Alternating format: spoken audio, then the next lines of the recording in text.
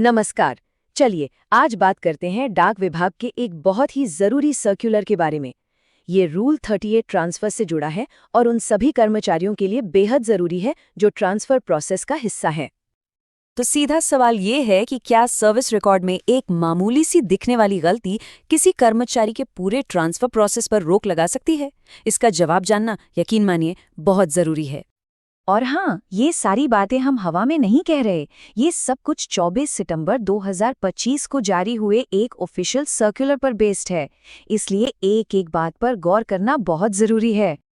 तो चलिए सबसे पहले बात करते हैं उस नए सिस्टम की जो इस पूरी प्रक्रिया को बदल रहा है, और ये अपने साथ एक नया मौका भी लेकर आया है। तो हुआ ये है कि सितंबर 2025 का रूल 38 ट्रांसफर साइकिल शुरू हो चुका है, और इस बार ये एक बिल्कुल नए एडवांस प्लेटफॉर्म पर हो रहा है जिसे IT 2020 या APT एनवायरनमेंट कहा जा रहा है। अब इस नए सिस्टम का सबसे बड़ा फायदा है ट्रांसपेरेंसी। मतलब अब हर कर्मचारी अपनी पर्सनल लॉगिन आईडी से लॉगिन करके अपनी सर्विस से जुड़ी सारी जानकारी, जैसे कि जॉइनिंग डेट, कैडर वगैरह, सब कुछ सीधे सीधे देख सकता है। लेकिन कहानी में एक ट्विस्ट है। जहां एक तरफ ये शानदार नया सिस्टम है, वहीं एक ऐसी बड़ी प्रॉब्लम भी सामने आ गई है जो पूरे के पूरे ट्रांसफर प्रोसेस को खतरे में डाल सकती है। हुआ ये कि जब इस नए सिस्टम की टेस्टिंग हुई, जिसे टेक्निकली यूजर एक्सेप्टेंस टेस्टिंग या UAT कहते हैं, तो पता चला कि कई कर्मचारियों के डेटा में ही बड़ी गड़बड़ियां हैं, और ये गलतियां किसी के भी ट्रांसफर की एलिजिबिलिटी पर सीधा असर डाल सकती हैं। तो गलतियां हैं कैसी? जरा देखिए। किसी की ज्वाइनिंग की तारीख गलत चढ़ी हुई है, तो किसी का भर्ती का तरीका ही सिस्टम में ठीक नहीं है। यही वो छोटी छोटी गलतियां हैं जो आगे चलकर बहुत बड़ी मुसीबत बन सकती हैं। और ये मुसीबत कितनी गंभीर हो सकती है, ये सर्कुलर की इस लाइन से बिल्कुल साफ है। इसमें साफ साफ लिखा है कि अगर किसी के डेटा में कोई गलती है और उसी गलत डेटा के साथ अप्लाई कर दिया, तो वो एप्लीकेशन सीधे सीधे कैंसिल कर दिया जाएगा, कोई दूसरा मौका नहीं मिलेगा। तो अब सवाल उठता है कि इस प्रॉब्लम से बचा कैसे जाए। चलिए अगले हिस्से में देखते हैं कि इसके लिए हमारा एक्शन प्लान क्या होना चाहिए। तो अब करना क्या है? देखिए, इसके लिए एक बहुत ही सीधा सा 3 स्टेप का प्रोसेस बनाया गया है। स्टेप 1, हर कर्मचारी को अपनी डिटेल्स बहुत ही ध्यान से चेक करनी है, क्योंकि जरा सी चूक भी भारी पड़ सकती है। स्टेप 2, अगर कोई भी गलती दिखती है तो बिना देर किए अपने कंट्रोलिंग ऑफिसर को एक रिटन एप्लीकेशन देनी है। और स्टेप 3, ऑफिसर उस जानकारी को सर्विस रिकॉर्ड से वेरीफाई करके उसे ठीक कर देंगे। अच्छा, इसमें सिर्फ कर्मचारियों की ही नहीं बल्कि कंट्रोलिंग ऑफिसर की भी जिम्मेदारी तय की गई है।